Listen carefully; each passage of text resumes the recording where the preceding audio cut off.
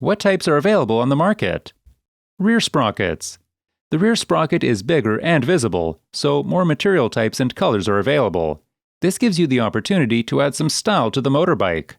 As it is on the rear wheel, the rotation mass could be important, therefore lightweight versions are available. High-quality steel, durable and cheap. Lightweight, aluminum, less rotation mass, less durable. Dual, steel outer and aluminum center, lighter weight than steel with the same lifetime.